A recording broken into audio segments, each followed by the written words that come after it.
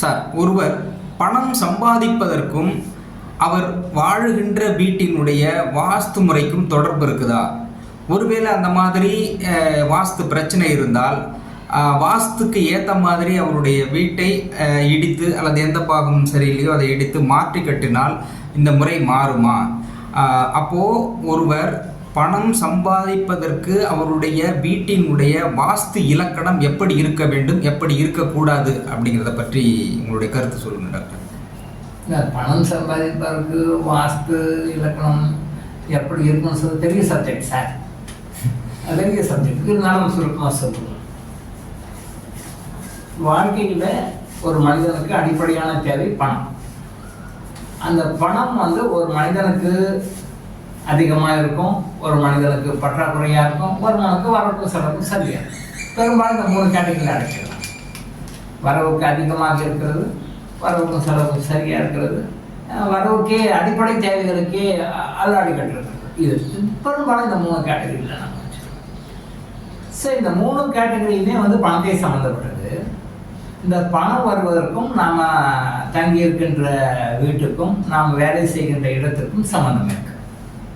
சம்மந்தம் இருக்குது, கண்டிப்பாக இருக்குது. நீங்கள் எங்கே வேலை செய்கிறீங்களோ அந்த இடத்துக்கும் உங்களுடைய ஆறாவுக்கும் தொடர்பு இருக்குது. நீங்கள் எந்த வீட்டில் வசிக்கிறீங்களோ அந்த வசிக்கிற வீட்டுக்கும் உங்களுடைய பண புழக்கத்துக்கும் சம்மந்தம் இருக்குது, கண்டிப்பாக.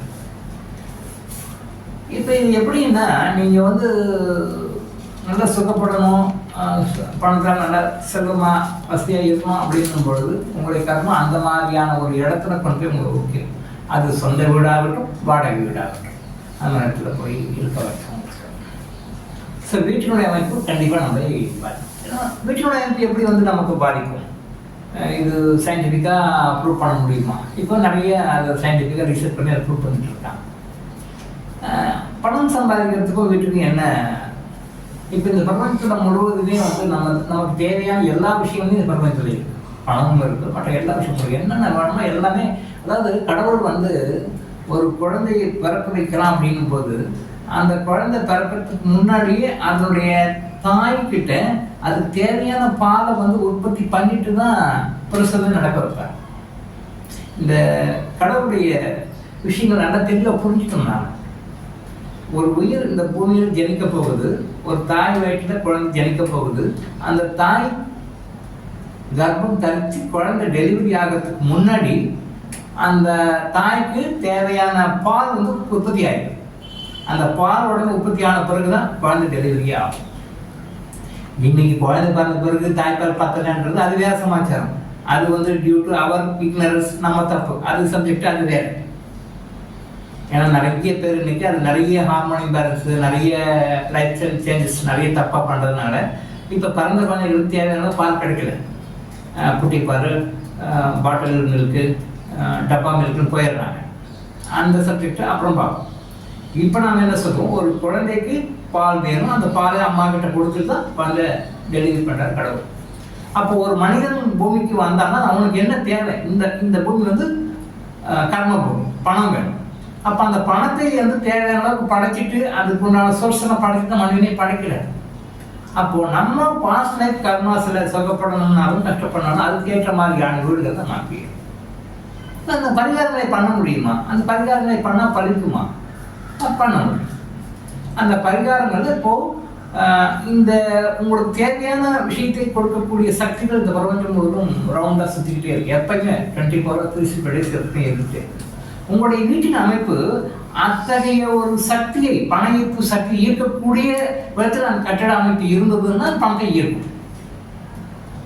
அந்த கட்டட அமைப்பு இந்த பிரபஞ்சத்தில் இருக்கிற அந்த சக்தியை ஈர்க்கிறதுல கொஞ்சம் கம்மியாக வீக்காக இருந்ததுன்னா அங்கே பணம் செடுமை இருக்காது. முன்னேற்றத்திற்கான வளர்ச்சிக்கான விஷயங்களை ஈர்க்கக்கூடிய சக்தி அந்த பில்டிங்கில் கம்மியாக இருக்கும்போது அங்கே இருக்கிறவங்களுக்கு அவ்வளோ பண வசதி இருக்காது. ஆவரேஜாக இருந்ததுன்னா வரவும் செலவும் சரியாக இருக்கும், சேமிக்கவோ செலவு பண்ணவோ முடியாது. அது அப்படியே ஆவரேஜாக போகும், வரவும் செலவும் சரியாக இருக்கு, இந்த மாதிரி போகும். ஸோ வீட்டினுடைய அமைப்பு நாட் ஒன்லி பணம், உங்களுடைய உடல் ஆரோக்கியம், மன ஆரோக்கியம், உங்களுடைய செல்வ செழிப்பு, உங்களுடைய குழந்தைகளுடைய உடல்நலன், மனநலன், உங்களுக்கும் மற்றவர்களுடைய உறவு, கணவன் மனைவி உறவு, தொழில் ரீதியான உங்களுடைய சக ஊழியர்களுடைய அந்த ரிலேஷன்ஷிப்பு, உங்களுக்கு மேலே இருக்கிறவங்களுடைய ரிலேஷன்ஷிப்பு, உங்களை சுற்றி இருக்க சமுதாயத்தில் நம்மளுடைய ரிலேஷன்ஷிப்பு, நம்மளுடைய வாழ்க்கையின் எல்லா அம்சங்களையுமே வந்து நம்மளுடைய வீடு வந்து நிர்ணயிக்கும். ஸோ அதனால் முடிஞ்ச வரைக்கும் வந்து நல்ல வாஸ்துப்படி இருக்கிற நல்ல முறையாக இருக்கிற வீடை தெரிஞ்சு பார்த்து செலவு பண்ணிட்டு போகலாம். சொந்த வீடாக இருந்தால் அதுக்காக ரொம்ப ஸ்ட்ரெயின் எடுத்து ரொம்ப ப்ராப்பராக பண்ணி அது செய்யணும். நீங்கள் வாஸ்துக்காக செலவு பண்ணுற பணம், வாஸ்துக்காக செலவு பண்ணுற நேரம் ரெண்டுமே வந்து வேஸ்ட்டு கிடையாது. அது மாதிரி பல மடங்கு உங்களுக்கு ஈர்த்து கொடுத்துடும். நீங்கள் வாஸ்துக்காக நான் இவ்வளோ பணம் செலவு பண்ணேன், வாஸ்துக்காக நான் இவ்வளோ டைம் எனர்ஜி ஸ்பெண்ட் பண்ணேன், எனர்ஜி டைம் ஸ்பெண்ட் பண்ணியிருக்கேன், எனர்ஜி ஸ்பெண்ட் பண்ணியிருக்கேன் அப்படின்னா எது ஸ்பெண்ட் பண்ணியிருந்தாலும் அதுக்குண்டான பலன்கள் ரிவார்டு வந்து டிவைன் நம்மளுக்கு கொடுத்துரும். ஆனால் இது போய் என்ன செய்ய போகுது அப்படின்னு சொல்லி போனோம்னா அதுக்கான பனிஷ்மெண்ட் நமக்கு. ஸோ இதில் 2 வகையான பரிகாரங்கள். இப்போது இந்த வீட்டில் இந்த இடத்துல வந்து சில பரிகாரங்களை பண்ணி அதை சரி பண்ண முடியும் அப்படின்னா அதை சரி பண்ணிட்டு இருப்பேன். அந்த மாதிரி சில ரெக்டிஃபிகேஷன் பண்ணக்கூடிய அமைப்புகள் அங்கே பில்டிங் இருந்தால் பண்ணலாம். சில வீடு கட்டிட அமைப்புகள் வந்து அந்த ரெக்டிஃபிகேஷன் பண்ண முடியாத மாதிரி இருக்கும். ரெக்டிஃபிகேஷன் பண்ணால் கூட ஒர்க் அவுட் ஆகாது.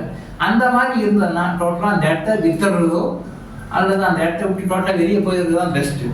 அங்கே போயிட்டு நான் வாஸ்து பரிகாரம் பண்ணுறேன் அப்படின்னு சொல்லிட்டு வாஸ்து பரிகாரம் பண்ணிட்டு இருந்தீங்கன்னா உங்கள் பணம் வேஸ்ட் ஆகும், டைம் எனர்ஜி வேஸ்ட் ஆகும். ஸோ இது பல வகைகள் இருக்குது. ஸோ அது அந்த அமைப்பு வந்து வாஸ்து பொறுத்த வரைக்கும் நான் எல்லா வீடும் கரெக்டாக கட்டியிருக்கேன் சார், எல்லாம் பர்ஃபெக்டாக இருக்குது, எந்தெந்த டைரக்ஷன் என்னென்ன இருக்கணும் எல்லாமே கரெக்டாக இருந்தாலும் கூட அந்த குறிப்பிட்ட இடத்துக்கு மேலேயும் ஆகாயத்துலேயும் அந்த குறிப்பிட்ட இடத்துக்கு கீழே பூமியிலையும் சில எனர்ஜிஸ் வந்துட்டு, அது இன்விசிபிள் எனர்ஜி. ஸோ அந்த எனர்ஜி நெகட்டிவாக இருந்தாலும் கூட அந்த வீட்டில் அமைப்பு பாதிச்சு இருக்கும். நான் என்னுடைய அனுபவத்தை இந்த மாதிரி நிறைய கஸ்டமர்ஸை பார்த்துருக்கேன். வீடு பங்களாவோ ரொம்ப கரெக்டாக பர்ஃபெக்டாக இருக்கும், எந்த குறையும் இருக்கணும், எல்லாமே கரெக்டாக வாஸ்துப்படி என்னென்ன இருக்கணும் எல்லாமே கரெக்டாக இருக்கும். பட் அவங்க சப்ராயிட்டு இருப்பாங்க.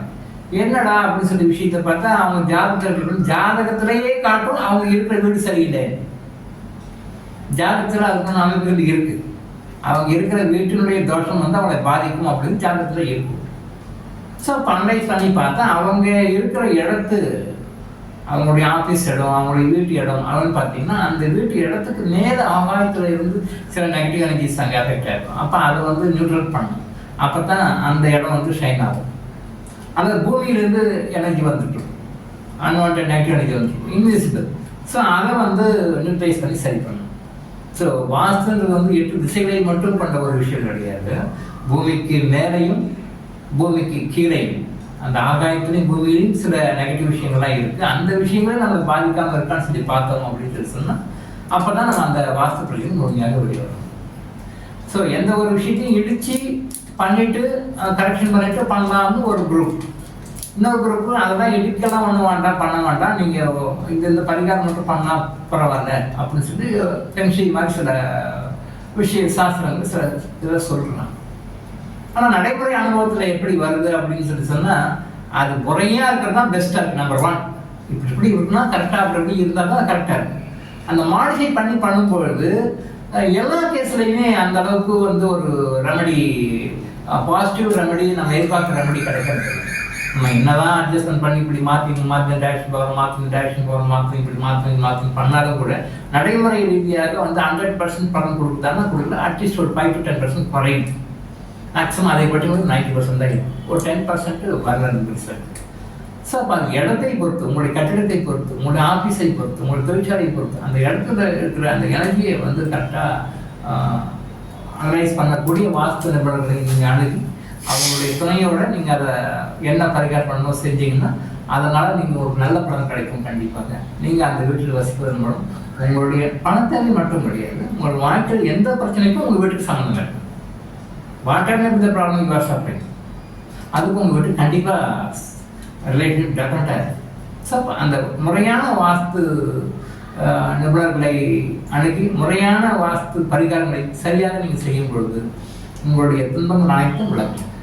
உங்களுடைய துன்பங்கள் அனைத்தும் விலகுவதற்கு முறையான சரியான நிபுணர்களுடைய ஆலோசனை தேடி சரியான பரிகாரம் பண்ணிங்கன்னா கண்டிப்பாக நீங்கள் எப்பொழுதும் நல்ல சந்தோஷமான வாழ்க்கையை வாழணும். டாக்டர் இளங்கோ ஆயுஷ் ஹாஸ்பிட்டல் வாழும் விழிப்புணர்வு. தொடர்ந்து இது மாதிரி பல அவேர்னஸ் வீடியோக்களை பார்க்க நம்ம சேனலை சப்ஸ்கிரைப் பண்ணிவிட்டு பெல் பட்டனை ப்ரெஸ் பண்ணுங்கள்.